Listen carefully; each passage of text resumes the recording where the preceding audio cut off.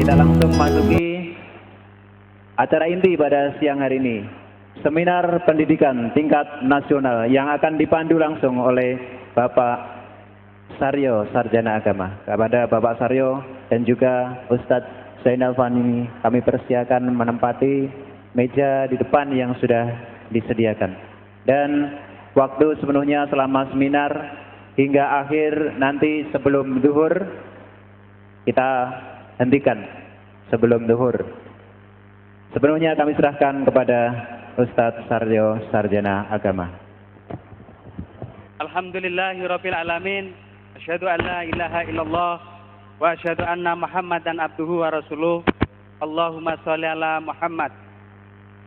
Mudah-mudahan pada pagi hari ini kita diberi tambahnya ilmu untuk meningkatkan kualitas amal. Yang pertama berkait dengan pembicara pada pagi hari ini, beliau tetap namanya bagi yang sudah dikenal Ruwa Zainal Panani MM Pak. Yang masih misterius nama Ruwa RUA. Kalau cuma R saja mungkin saya bisa menerjemahkan Raden Bagus Zainal Panani, tapi ini karena RUA hingga saat ini beliaunya juga itu masih misterius bagi saya dan keluarga. Beliau lahir di Semarang, Jawa Tengah. Sekarang ini baru memiliki satu istri dengan dua putra, Mas Taki dan Mas Nazib. Selama ini beliau selain menjadi trainer guru profesional, juga telah mendapat sertifikat Master bidang Neuro Linguistic Programming, bidang NLP, yang bidang garapnya adalah motivasi untuk guru dan anak-anak. Kami sudah mencoba membuktikan bidang motivasi beliau. Jadi anak-anak kelas 6 di SD Hidayatullah Jogja untuk mempersiapkan ujian tidak diberi les, tapi programnya motivasi selama 1 tahun, dan kita berani menentukan standar lulusan tertinggi di Kabupaten Sleman. Artinya dari bidang motivasi inilah yang kemudian kita coba untuk melakukan pengembangan terhadap anak didik. Kemudian yang ketiga, yang keempat berkait dengan budaya belajar. Mungkin selama ini ketika kita menjadi guru di kelas, bayangan kita mendidik adalah bagaimana kita mentransfer knowledge sebanyak-banyaknya kepada murid. Kemudian hari esok menanyakan kembali apa yang telah kita sampaikan pada murid. Barangkali ini lebih tepat disebut budaya flashdisk. Hari ini mengisi, kemudian besok dibuka kembali. Tapi bagaimana kita melihat negara-negara tetangga telah membangun budaya belajar. Salah seorang tim kita kemarin habis dari Malaysia, Singapura, Jepang, khusus belajar tentang membangun budaya belajar. Namanya Pak Fauzil Adim. Beliau mendapati satu hal yang barangkali nanti bisa akan ditindaklanjuti Pak Zainal Fanani. Di Singapura, di Jepang, para guru mendidik anak itu bukan memberikan pengetahuan sebanyak-banyaknya pada murid, karena sekarang murid sudah bisa membaca sendiri, membuka internet sendiri. Terus apa yang dilakukan guru? Ternyata guru adalah orang yang memberi semangat kepada murid-murid, sehingga murid-murid itu mampu termotivasi belajarnya secara mandiri. Suatu contoh, ini contoh yang didapat Pak Fauzil Adim ketika ada di Jepang. pagi-pagi kalau di Indonesia kelas itu kan ada pendingin. Kalau di Jepang kelasnya itu ada penghangat. Begitu pagi hari penghangat dimatikan. Dad, guru yang sudah di-training oleh kaisar, guru di Jepang itu yang training kaisar. Guru itu bilang begini, anak-anak sekalian,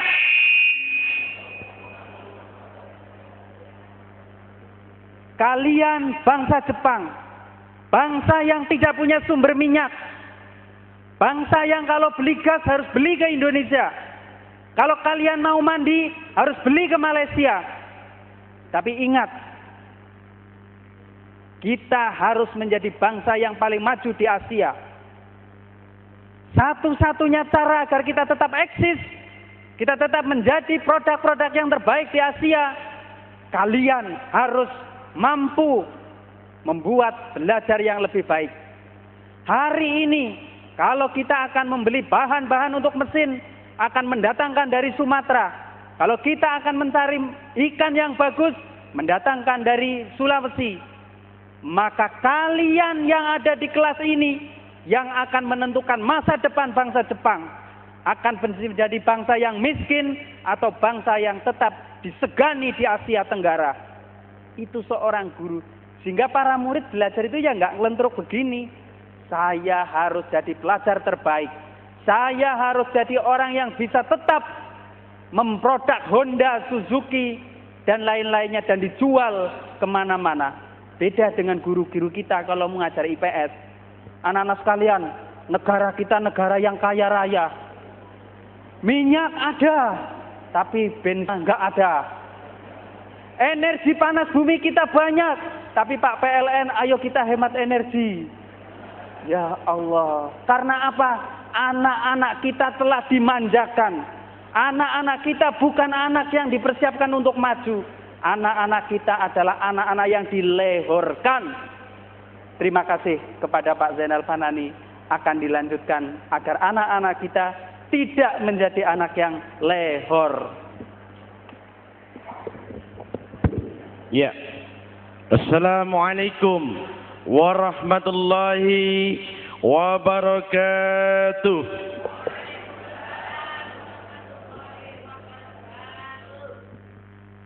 Ada guru TK di sini?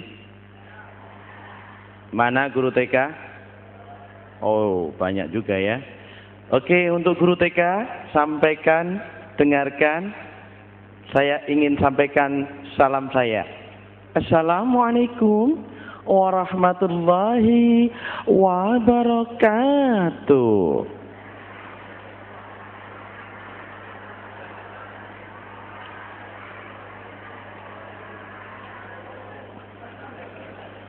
Iya, baik.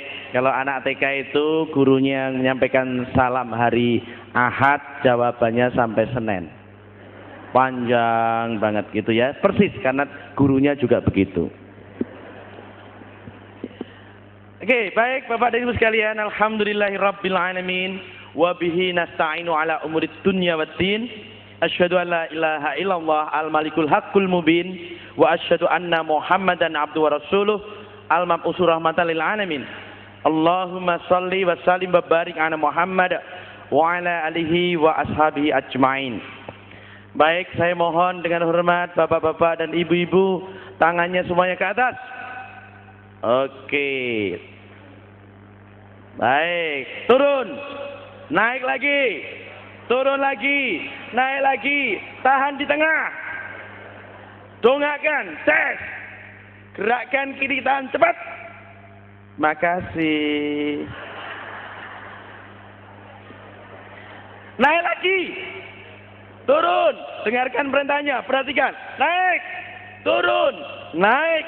Tempelkan ke dagunya, gosok-gosokkan. Oke. Oke, dagu. Dagu. Dagu.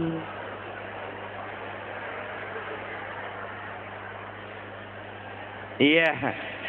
Banyak yang apa bahasa Indonesia sudah ganti ya, Pak? Dagu sebelah sini.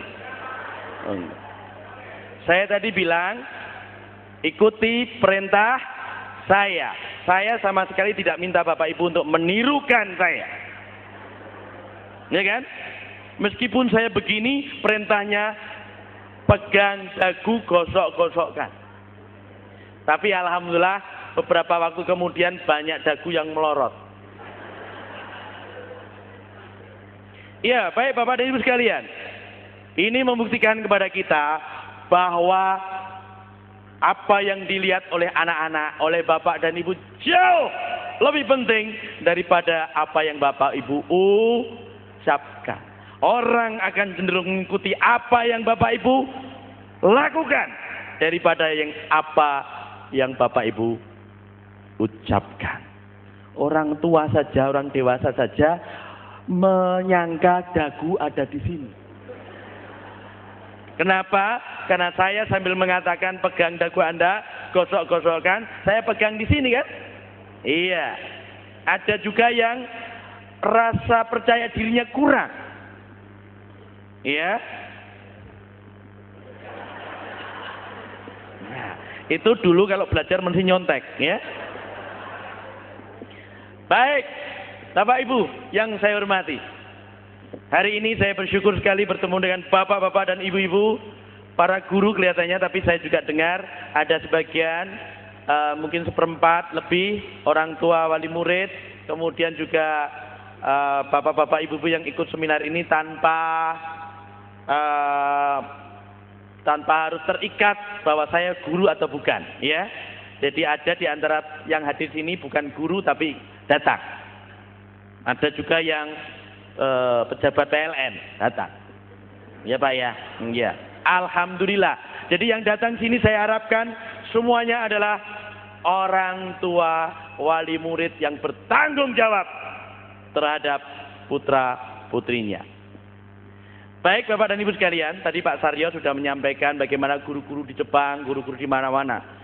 Pemerintah Singapura bahkan dalam visi pendidikannya menyatakan pendidikan bukan soal memberikan ilmu.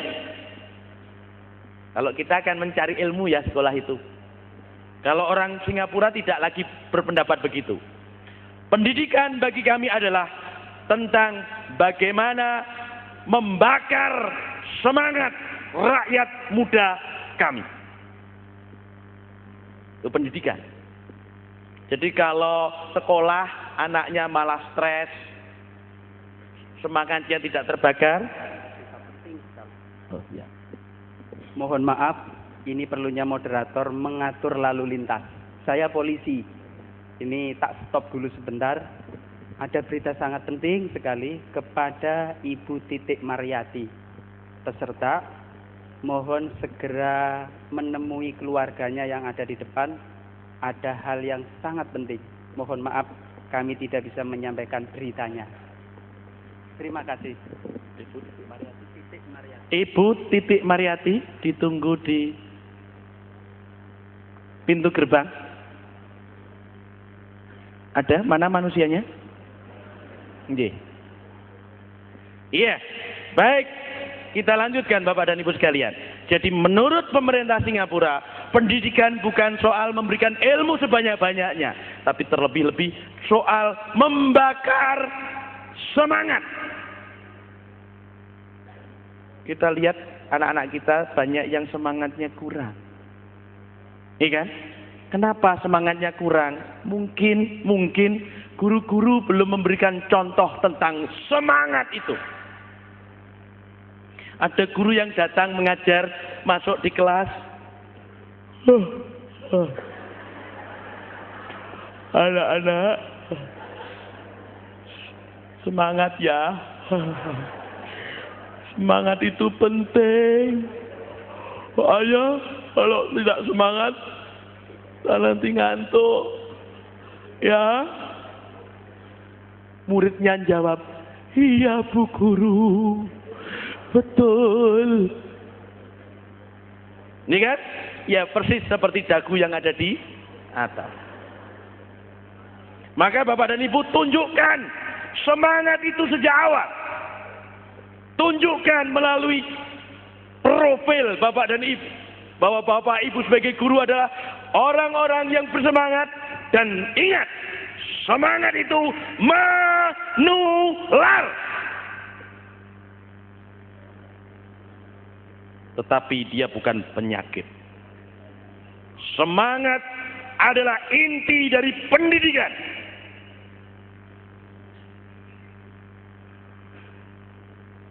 Dan itu menurut pendapat saya adalah tugas pertama para guru. Tebarkan semangat, tularkan semangat Bapak dan Ibu. Datang energik. Jalan yang energik. Jangan jadi guru berjalannya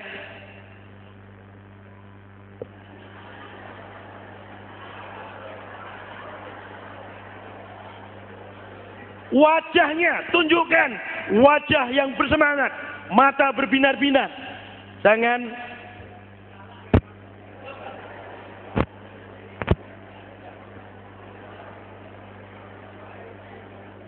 ya, your eyes. Semangat dapat terlihat dari your eyes. Ainukum. Saya tidak terjemahkan. Your eyes. Oke? Your mata. Semangat terlihat dari mata Anda. Jangan ada guru di sini yang menjadi pengikut organisasi OMS. Apa OMS?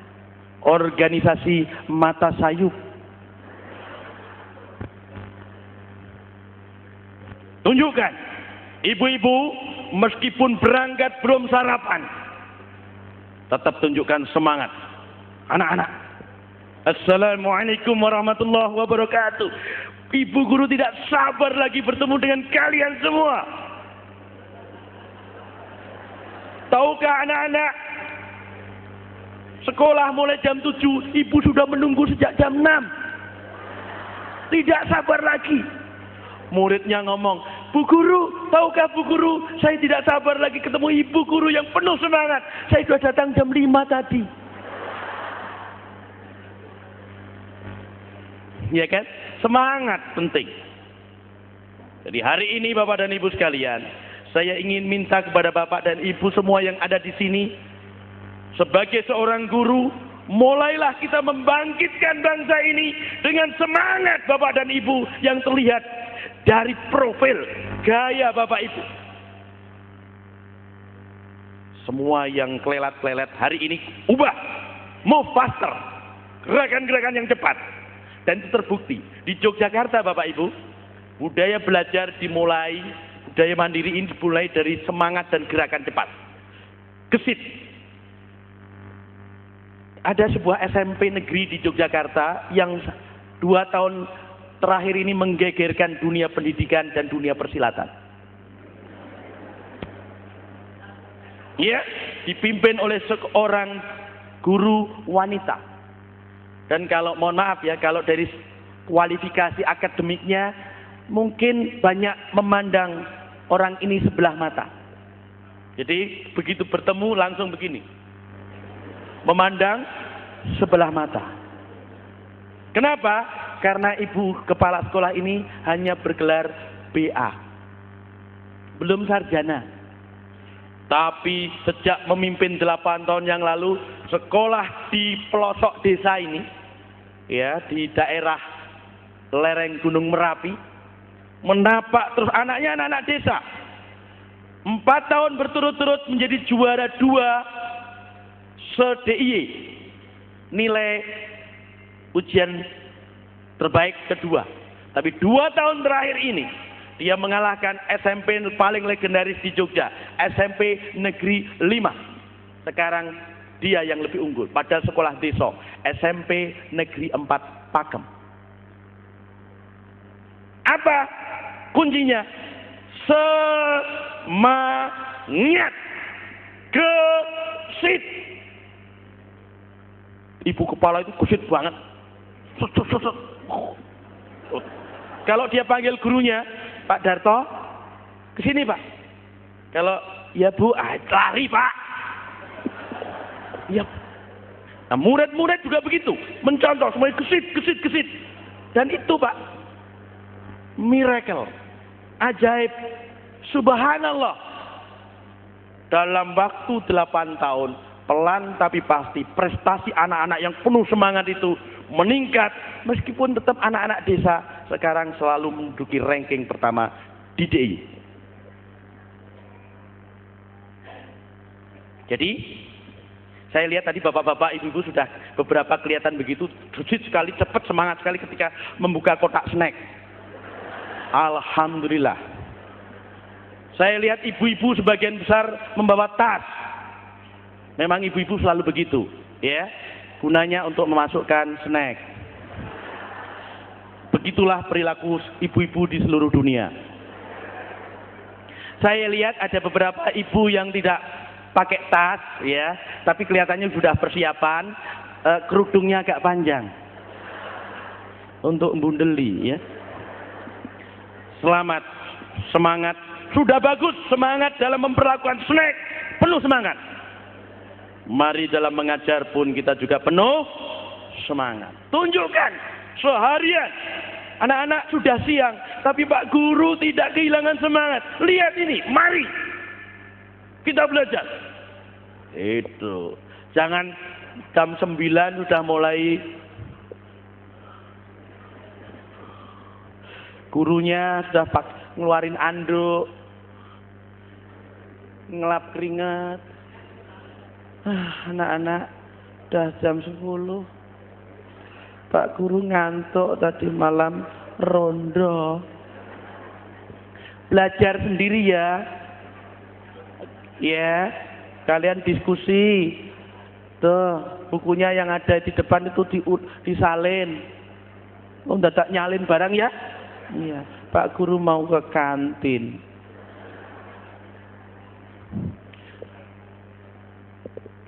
Baik, Bapak dan Ibu sekalian. Nah, saya ingin sampaikan kepada Bapak dan Ibu yang pertama kali kembali soal semangat kegesitan melalui hal-hal yang tangible, yang kelihatan. Ya, anak-anak itu mencontoh melalui model. Sebagaimana Bapak Ibu menunjukkan melalui sikap fisik Bapak Ibu, seperti itulah anak-anak kita akan tumbuh. Nah, selebihnya Bapak Ibu, saya ingin lebih banyak mendekati dalam konteks pendidikan di rumah, di keluarga. Karena menurut pendapat saya, budaya belajar mandiri sesungguhnya harus dihidupkan sejak di rumah. Saya yakin ada di sini adalah orang tua juga. Iya, maka dari itu beberapa sekolah kita sudah dorong, termasuk Luqmanul Hakim di seluruh Indonesia. Kemudian juga saya menjadi konsultan beberapa sekolah, Al-Hikmah di Surabaya. Bahkan di Al-Hikmah Surabaya diwajibkan semua orang tua murid mengikuti parenting class. Jadi bagaimana menjadi orang tua yang bertanggung jawab. Saya dikontrak 3 tahun untuk melatih mereka. Jadi saya ini sudah angkatan ke-8. Semua orang tua murid menandatangani perjanjian. Semua harus ikut training sekali paling tidak ketika anaknya sekolah di situ, dan harus datang suami istri. Iya. Kenapa? Sangat penting, karena kalau sekolah sendirian di rumah tidak ada contohnya, maka terlalu sedikit yang bisa diperbuat oleh para guru. Betul Bapak Ibu? Betul? Betul. Nah, tapi yang di sini saya anggap saja selain guru juga orang tua murid. Juga orang tua bagi anak-anak kita. Bagaimana agar anak-anak kita itu cerdas? Baik, Bapak dan Ibu sekalian.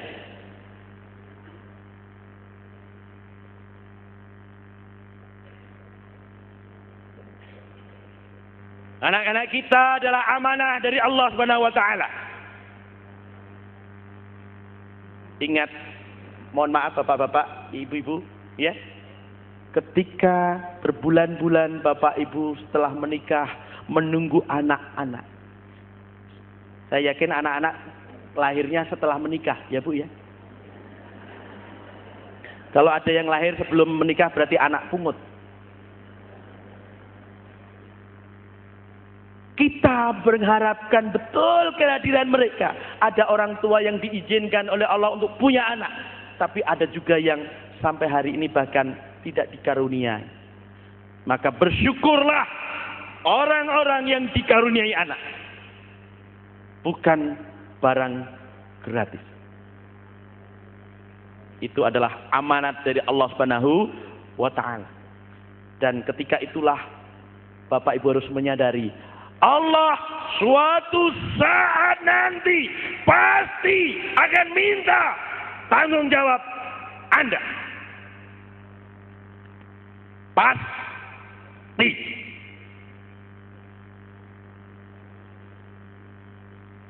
Sebagaimana Bapak Ibu saya juga tekankan kepada Bapak-bapak Ibu yang duduk di sini. Sebagai guru Bapak Ibu juga pasti akan diminta tanggung jawabnya oleh Allah. Khusus untuk guru, dengarkan baik-baik.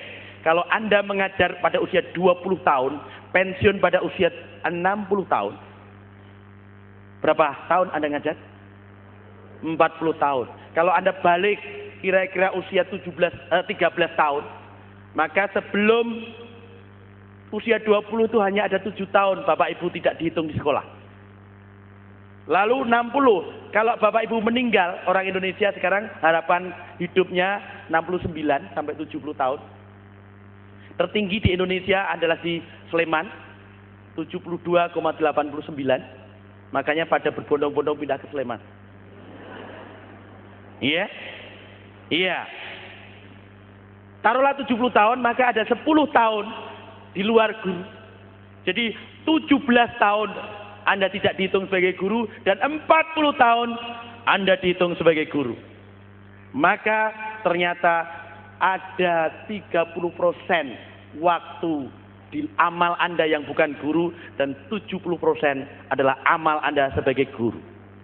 Berarti surga neraka Anda ada di sekolah. Siapa yang ngajarnya cemberut melulu, ngajarnya galak melulu, dan sering mangkir, maka malaikat akan membawa Anda bersama orang-orang yang cemberut. Di tempat di mana para malaikat berwajah cemberut, tahu sendiri di mana itu tempatnya. Ya, bahkan sehat sakit Anda ada di sekolah. Kalau seharian Anda mulai mikirin sekolah jam 6 pagi, baru berhenti mikirin sekolah jam 4 sore, maka sebagian besar waktu produktif Anda satu hari itu juga ada di sekolah. Jadi kalau Anda ngajarnya nggak sungguh-sungguh, itulah Anda. Sakit dan sehat Anda juga ada di sekolah. Orang yang tidak mencintai pekerjaannya, tidak sungguh-sungguh bekerja, nanti stres sendiri, sakit. Maka guru-guru yang nggak sungguh-sungguh sering sakit. Karena di rumah sehat, begitu sampai di halaman sekolah mulai mual, mulai ngajar gatel, iya kan? Nah, itu yang tidak sungguh-sungguh. Tapi yang di sini alhamdulillah, insya Allah semuanya adalah guru-guru yang bersungguh-sungguh. Betul? Oke. Nah, Bapak dan Ibu sekalian, iya, itu anak saya. Wajahnya. Biarlah dia memandangi bapaknya dari tadi. Oke. Ya, orang tua, Anda sebagai orang tua pasti akan dimintai tanggung jawabnya. Dan anak-anak itu semuanya unik, Bu. Ya kan? Saya yakin ini ada beberapa bapak ibu yang kelihatannya punya anak lebih dari 10. Dan punya anak lebih dari 10 itu pasti berbeda-beda. Unik. Pasti. Pasti berbeda-beda. Dan perlu saya tegaskan bahwa kalau bapak ibu jadi pegawai, kalau gagal, Pak, paling dipecat, betul? Ya kan? Bisa daftar lagi ke perusahaan lain atau lembaga lain. Tapi kalau bapak dan ibu mendidik anak gagal, maka penyesalan bapak dan ibu seumur hidup. Yakin. Saya tidak pernah mendengar, tidak mungkin ada orang tua yang ngomong begini, Pak Jainal, alhamdulillah anak saya 10, yang jadi penjahat cuma 1 kok Pak. Cuma 10%. Bapak Ibu, yakin yang 1 itulah yang akan terus menghantui pikiran bapak dan ibu sampai mati. Ya Allah, anakku siji kayak itu, ya Allah. Kecekel meneh. Pasti begitu. Mohon maaf ya. Tidak ada orang tua yang tega mengatakan, Pak, anak saya perempuan 7, yang jadi pelacur cuma 1. Tidak mungkin. Jadi, kalau di dunia ini ada hal yang tidak boleh gagal, itu adalah mendidik anak-anak. 100% harus berhasil.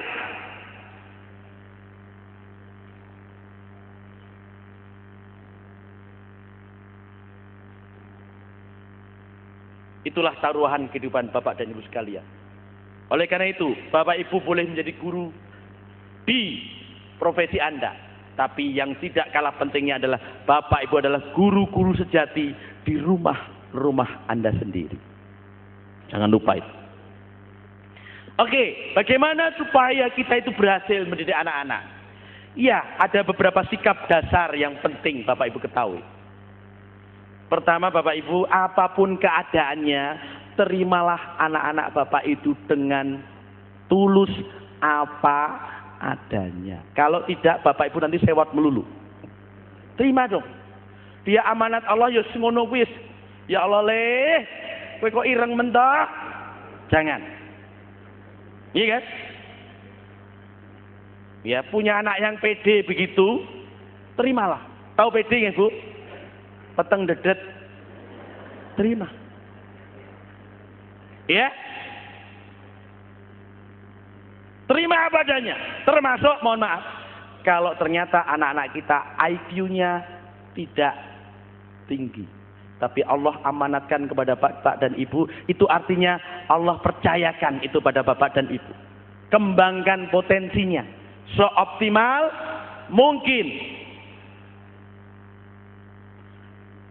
Itulah sebabnya Bapak Ibu jangan sering mengatakan hal-hal yang seolah-olah Bapak Ibu protes kepada Allah.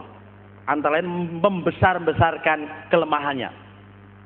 Gak soal PR tidak bisa sedikit, goblok. Bapak guru matematika, malah raiso matematika.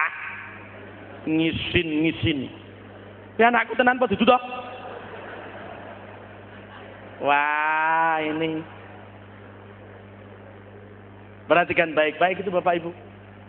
Kata-kata seperti itu sangat menyakitkan anak-anak.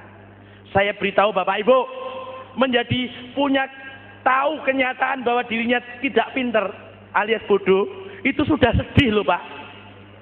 Lah kok bapaknya ben isuk, ben sore, setiap malam tidak lupa menegaskan, kowe goblok kok Mamang Le.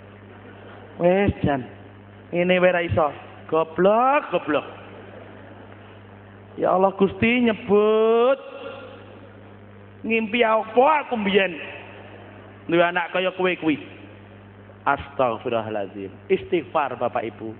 Ya, terima dia dengan tulus bagaimanapun keadaannya. Itu adalah prinsip sikap dasar yang pertama. Tidak dapat ditawar-tawar. Kalau Bapak Ibu sering gelo, menyesal, maka Bapak Ibu nanti sikapnya mesti gitu terus. Sewot melulu. Ya, terima. Ada rahasia besar di balik keadaan itu yang dititipkan oleh Allah kepada Bapak dan Ibu. Lalu apa lagi? Ambil tanggung jawab penuh. Banyak orang tua, mohon maaf ya Bapak Ibu ya, yang suka pasrahke, wes pasrahke sekolahan wes. Ah gurune senengnya kan guru ya kan? Iya. Ambil tanggung jawab penuh. Kadang-kadang titipkan tetangga, titipkan pembantu, bahkan dititipkan ke televisi. Le, jangan ganggu bapak. 2 tahun ini bapak sibuk. Jangan ajak bicara bapak. Bapak di rumah pun sibuk. Anaknya dekat, Pak ini TV setel. Itu namanya anaknya dititipkan kepada TV. Akhirnya anaknya jadi sufi. Tahu sufi ya Bu ya? Suka TV. Oke, proaktif dalam mencari bekal. Mengasuh anak itu membutuhkan ilmu. Oke? Sabar dan tekun menstimulasi. Cermat dalam dan berhati-hati dalam berkomunikasi. Nanti saya akan jelaskan lebih lanjut mengapa. Saya terapis ya, banyak menerapi orang-orang dewasa. Kemarin di Surabaya ada guru yang menderita fobia mic. Fobia mic. Jadi kalau lihat mic udah pucet, suruh pegang mic lebih baik pulang.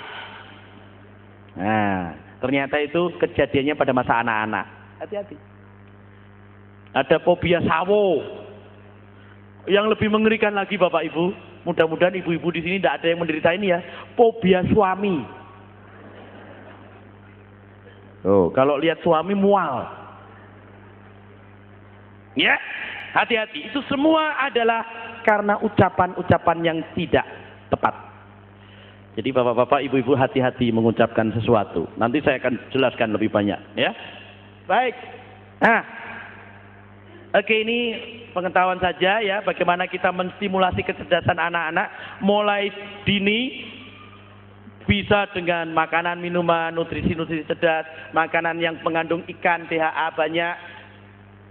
Ya, lebih baik makan yang banyak ikan-ikan. Ya, daripada makan yang junk food ya, makanan-makanan siap saji itu. Ya, apalagi makanan-makanan sampah. Buang. Kasihkan orang lain yang nggak bisa makan.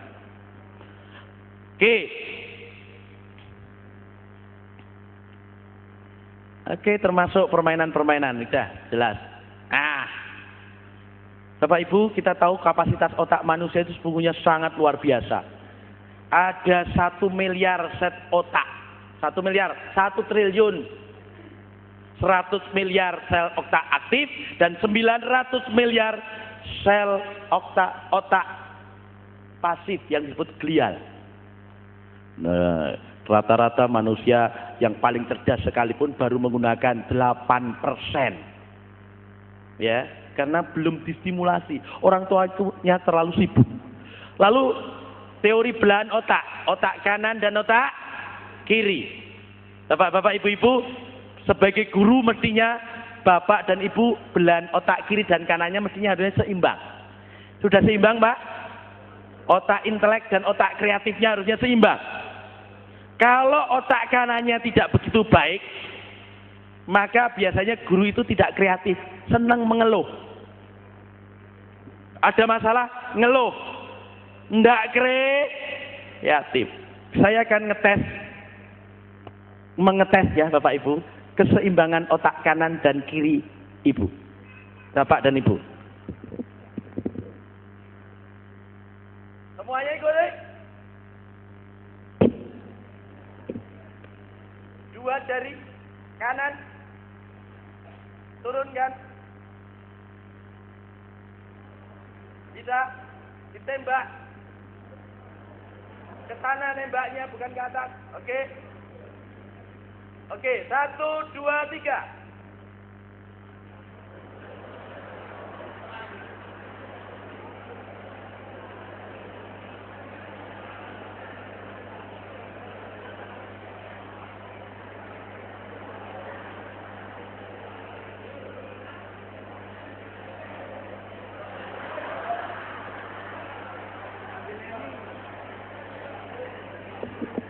supaya enak, bisa dipegangi mic-nya sebentar Pak.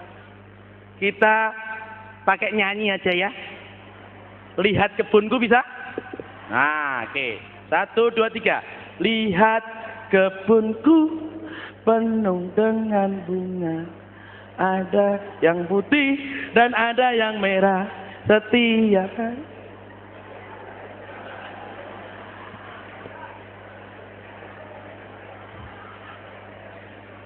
Siapa yang tidak bisa, berarti otak kanan dan otak kirinya tidak seimbang. Berarti miring. Tidak seimbang. Gimana Pak? Bisa? Oh banyak. 90% saya lihat tidak bisa. Perlu ada program penyeimbangan otak kanan dan kiri. Atau begini aja, itu yang lebih ini agak susah ya, yang lebih mudah aja.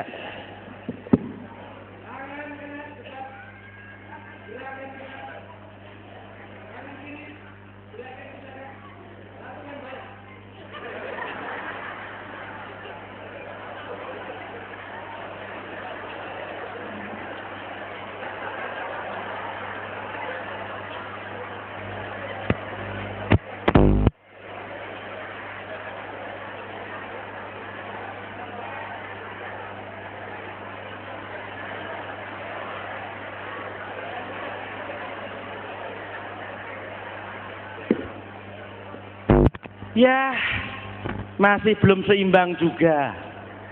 Oke lah, tidak apa-apa. Itulah mungkin sudah menjadi takdir Allah.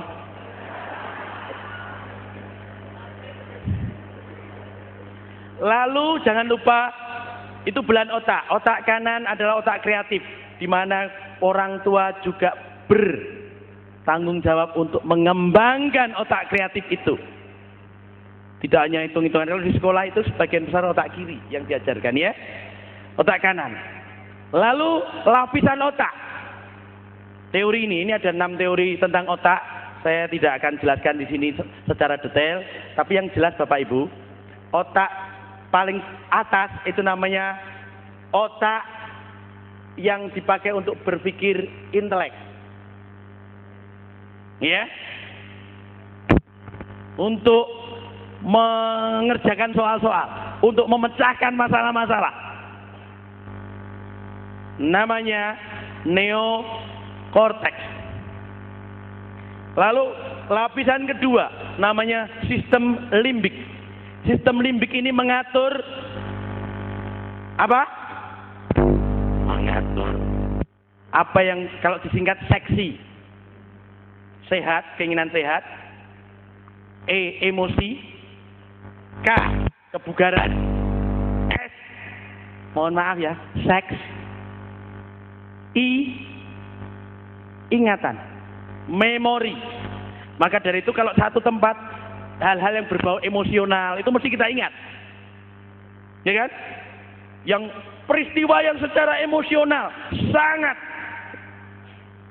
masuk dalam hati kita, mesti kita ingat. Maka Bapak Ibu saya sarankan kalau ngajar di kelas, tunjukkan emosinya. Jangan sampai Anda ngajar berjam-jam, tiba-tiba seorang murid berdiri, mana ekspresinya? Ya, karena gurunya tanpa ekspresi ngajarnya. Anak-anak, hari ini kita belajar PPKN ya. Buka bukunya. Sudah belum? Nanti anaknya makin lama matanya akan makin terpejam, tetapi mulutnya makin lama makin terbuka. Ya, ngajar penuh emosi. Mana anak? Allah Subhanahu wa Ta'ala menciptakan angin. Hari ini anak-anak kita akan belajar bagaimana cara menghitung kecepatan angin. Wah, anaknya, wow.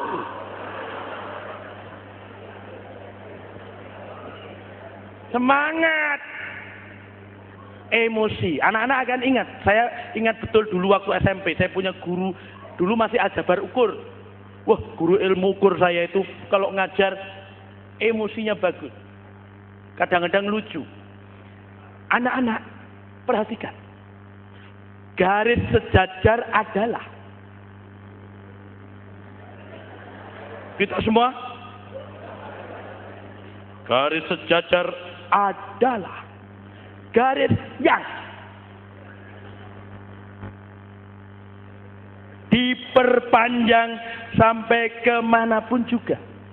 Ya, garis sejajar adalah garis yangnya di ngok, garis yang walaupun diperpanjang sampai kemanapun juga, hehehe, tidak pernah bertemu. Maka Bapak Ibu, mohon maaf ya, kalau anaknya diajari nggak bisa, jangan membuat tegang lebih banyak. Malah semakin nggak bisa. Apa dikira kalau dibentak-bentak terus bisa? Pira? Telu tambah telu pira? Walu. Ya Allah Gusti, walu. Telu tambah telu. Itu. Telu tambah telu. 6. Nah.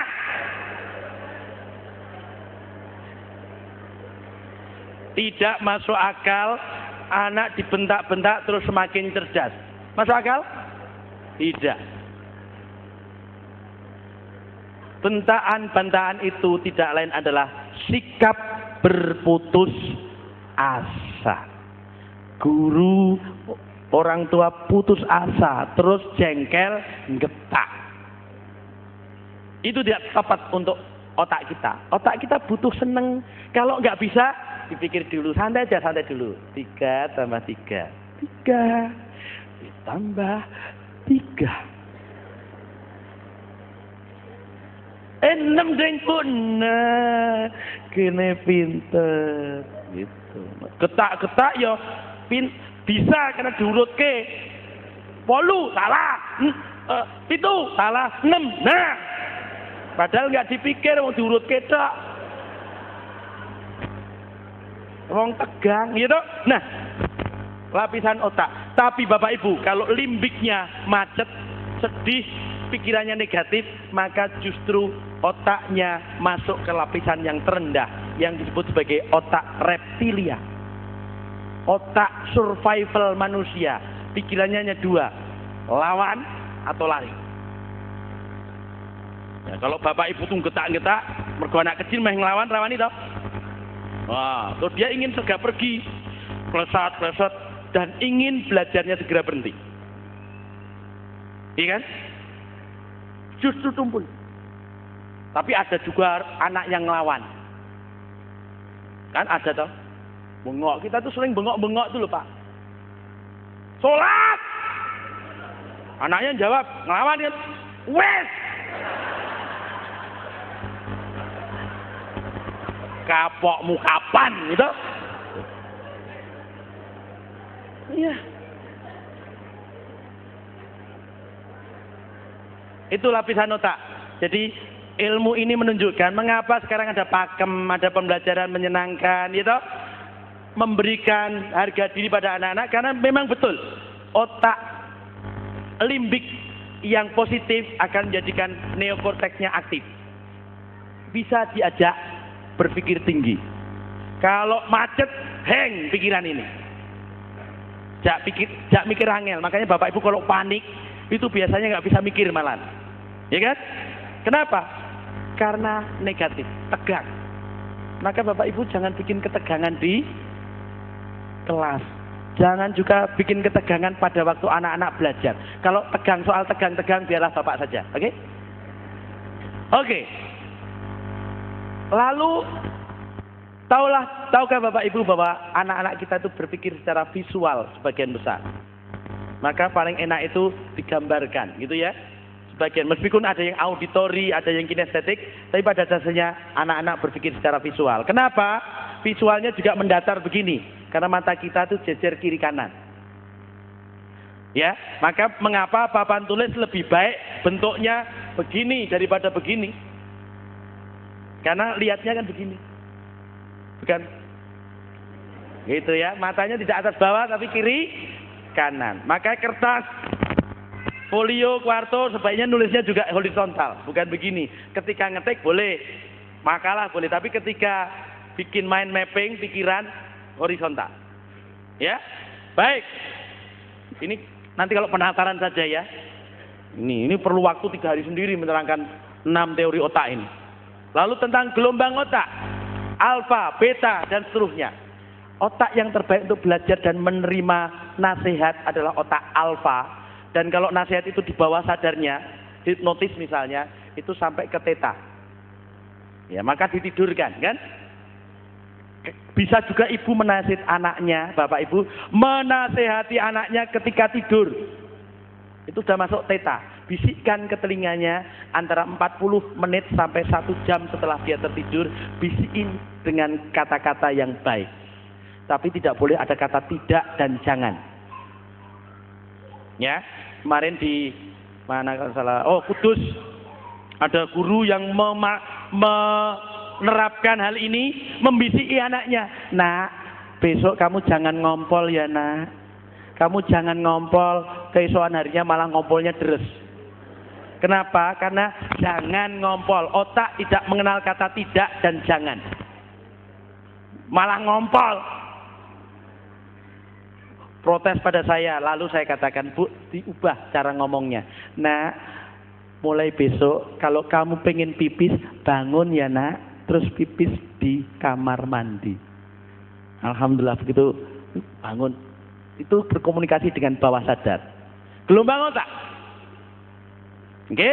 Lalu otak sadar dan bawah sadar. Ini otak kita ada yang sadar dan bawah sadar. Ini kapan-kapan kita bicara tentang ini. Tapi kita sekarang sedang bicara tentang budaya belajar ya. Nah, Bapak Ibu, nutupi ya, mohon maaf. Oke. Perhatikan jiwanya. Wah, ini sampai jam berapa sih Pak Saryo? Masih ada waktu setengah jam ya? Oke. Bapak-bapak, ibu-ibu, tapi disampaikan oleh Pak Saryo tadi adalah bagaimana guru-guru Jepang membangun visi murid-murid kita. Nah, untuk bangsa kita ini, apa yang akan kamu lakukan di masa depan? Kamu akan ambil bagian di mana, nak? Untuk kejayaan bangsa kita, nak? Itu anak-anak Jepang, Pak. Kamu akan berbuat apa, nak? Negara kita sesungguhnya miskin, nak. Apa yang akan kamu pilih, nak? Itu visi. Bapak Ibu, buatlah anak-anak kita, murid-murid kita punya impian besar di kemudian hari. Jangan jadikan anak-anak itu seragam. Biarlah dia bermimpi untuk membangun, misalnya, Pak, saya ingin menjadi pemain bulu tangkis terhebat di dunia. Boleh punya impian seperti itu? Kenapa tidak? Kita juga butuh juara bulu tangkis kan? Kemarin kalah lagi kan? Iya. Apa lagi? Impian. Bangun jiwanya. Tugas guru dan orang tua. Visi. Oke, kita lanjut. Nah, dan itu semua saya tekankan hari ini Bapak Ibu. Mungkin supaya budaya belajarnya baik Bapak Ibu, Bapak Ibu harus menunjukkan komunikasi yang hangat. Saya tulis di makalah, anak-anak kita ini umumnya lucu. Kalau sudah mulai habis maghrib, mulai tegang, merengut. Waktu yang paling tidak disukai anak-anak itu maghrib sampai misa. Kenapa? Pada saat itulah bapak-bapak dan ibu-ibunya berubah menjadi singa padang pasir. Tapi sesungguhnya, mohon maaf ya, bapak-bapak ibu itu sudah menjadi singa sejak seharian. Habis ngajar, pulang sekolah, lihat anaknya main di halaman bertoan, ya, kotor, lumpur. Masuk! Masuk! Anaknya kaget, ya Allah, gendruwo teko. Masuklah dia tergopo-gopo masuk ke dalam rumah. Ternyata dalam rumah karena tadi penuh lumpur kan. Terus ngotor-ngotori keramik. Ibunya, astagfirullahaladzim, keluar. Anaknya tak bingung toh. Tadi masuk sekarang keluar. Bapak-bapak, ibu-ibu, saya sering mendengar. Mungkin yang ada di sini juga sama. Bapak ibu cenderung ngomongnya tidak hangat, tapi isinya adalah satu kata, dan dengan tekanan yang tinggi. Betul? Atus. Anaknya nonton TV, pateni. Sholat. Oh, gitu. Mangan. Sinau. Bobok. Udah bobok paginya. Tangi. Subuhan. Atus. Sarapan. Pangkat.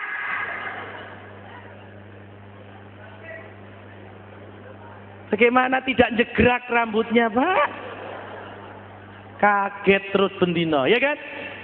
Bapak-bapak, komunikasi hangat itu tidak begitu. Ya Allah nak, sudah jam 5 sore, sudah saatnya mandi loh. Gak apa-apa, main dulu, masih ada waktu sedikit kok. Main dulu, nanti bapak ingatkan ya waktu mau mandi. Kan lebih enak kan? Lagi pula kalau bengok-bengok gitu Pak, apa tidak menghabiskan tenaga? Semakin kesel kita. Ya Bu ya? Iya, dan wajah Bapak Ibu Pak, kalau dipotret nggak bagus. Apalagi kalau anaknya kritis. Dan bukan kritis, malah nggak kritis sama sekali, susah. Sholat. Ya. Allah Akbar, wudu dulu.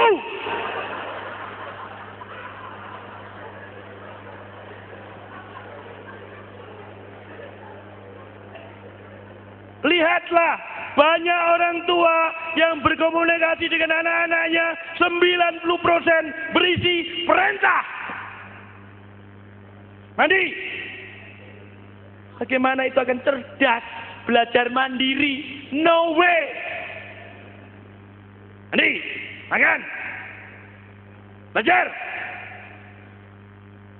buka bukunya, cepat, tembak. Tiarap gitu. Iki wong tua apa komandan Hansip ya? 90% hanya berisi perintah. Belajar mandiri tidak dapat digerakkan dengan cara seperti itu. Lebih banyak dengan diskusi. Maka komunikasi hangat. Nilainya bebek 2. Apa yang dikatakan oleh ibunya? Nah, dulu ketika kecil, ibu kalau ulangan bahasa Jawa nak selalu dapat 10. Tadinya Pak Faudil Azim kecil, aduh, lah kok aku loro, gitu kan? Tapi nak, kalau matematika, ibu tidak pernah dapat nilai lebih dari 7 nak. Wah, Pak Faudil Azim tidak pernah dapat nilai di bawah 7 soalnya. Oh ya. Dan bahasa Inggrisnya ibu nak tidak pernah dapat nilai 7 nak. Sedangkan kamu nak, nanti dengan bahasa Inggrismu nak, kamu akan melompat-lompat nak. Bukan hanya seperti tupai itu, bajing itu, hanya dari pohon ke pohon. Tapi nak, kamu akan melompat-lompat dari pulau ke pulau, dari negara ke negara, untuk memberitahu orang-orang yang tidak tahu nak. Ya Bu. Dan itu dengan bahasa Inggris, Mona.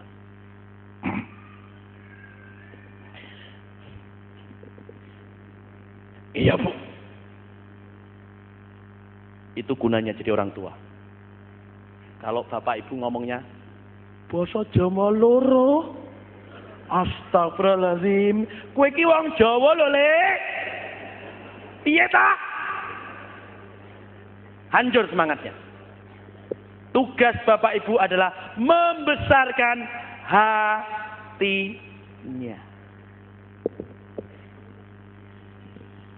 Kembangkan dialog-dialog dan diskusi-diskusi yang inspiratif. Lihat tuh nak, kau lihat tuh bajing-bajing itu nak. Iya Bu. Tadi kalau Pak Faudil Azim ya, apa yang kamu lihat? Dia lompat-lompat Bu. Lompat-lompat dari pohon ke pohon. Besok nak, kamu akan lompat-lompat dari kota ke kota. Hati Pak Faudil Azim ya. Bahkan dari pulau ke pulau, bahkan dari negara ke negara, nak. Kenapa, nak? Karena kau akan menjadi pembicara hebat, nak. Kenapa? Karena bibirmu sudah terlihat di situ, kau adalah seorang pembicara. Lihat, lambenya nduwer, dumble, tapi tidak menjadi rendah diri, karena ibunya mengatakan, karena itu sudah terlihat dari bibirmu, nak, kau besok akan menjadi pembicara hebat. Itu cara orang tua yang membesarkan hati. Nak, Allah sudah memberitahu bapak bahwa kau akan jadi anak yang kuat dan gigih. Kulitmu itu, nak, menunjukkan itu. Ireng misalnya, nggak masalah. Mungkin kan dia sering mendengar kata-kata dihina-hina temennya. Weh, apa? Ireng, areng misalnya gitu. Tapi kalau ibunya ngomongnya gitu, dia kan bangga. Itulah bapak dan ibu. Kembangkan diskusi itu. Lalu dongeng. Nah, ini sayangnya di rumah sudah jarang ya. Ini adalah mengembangkan budaya belajar mandiri, ada dengan dorongan-dorongan, dongeng-dongeng, menjadikan orang-orang yang sukses karena belajar mandiri. Intinya adalah pada motivasi.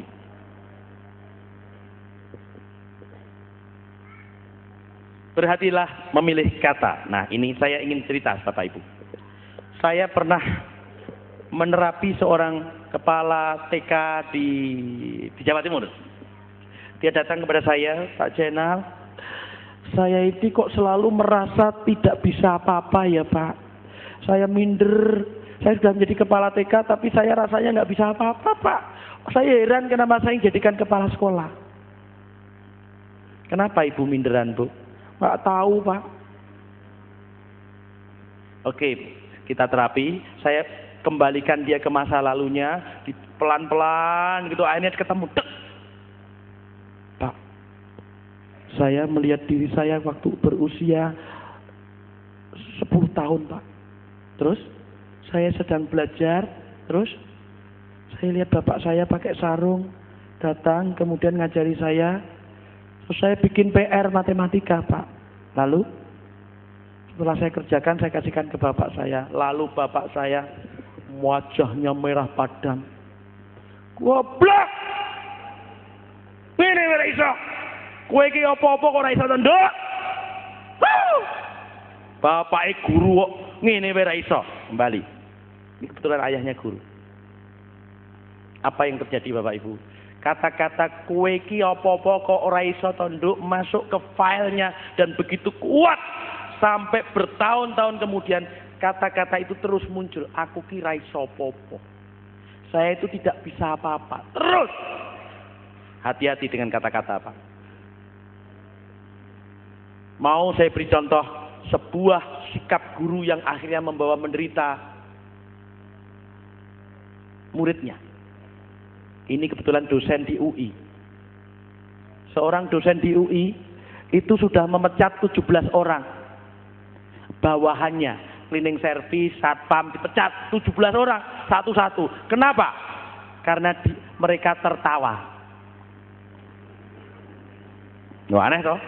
Jadi kalau dia datang, ada satpam guyon terus tertawa, panggil, pecat hari itu juga.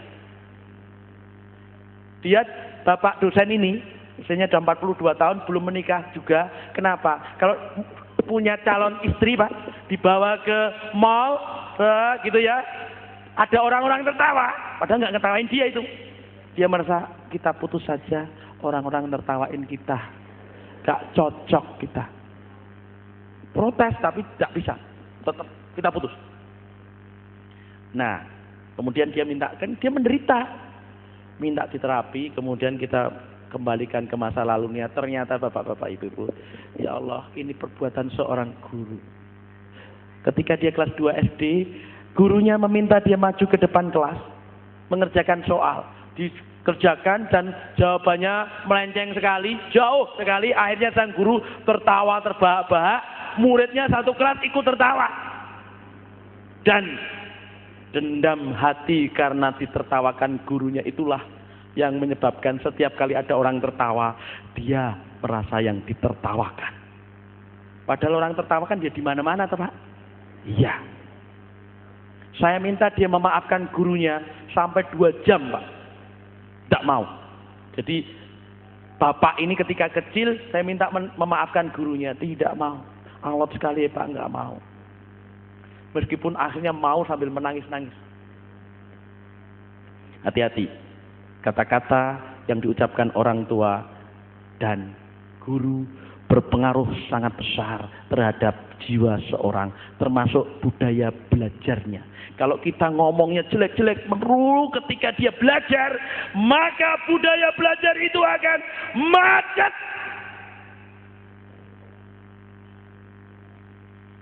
Berhati-hatilah. Bapak Ibu, saya ingin bercerita sedikit tentang kasus Ibu Ani. Pernah dengar Ibu Ani? Kisah Ibu Ani? Pernah dengar, Bu? Yang belum, saya mohon untuk segera ke dokter THT. Saya sudah mengatakannya 3 kali. Ya, sudah pernah dengar kasus Ibu Ani? Nah, kalau sudah ya sembuh ya.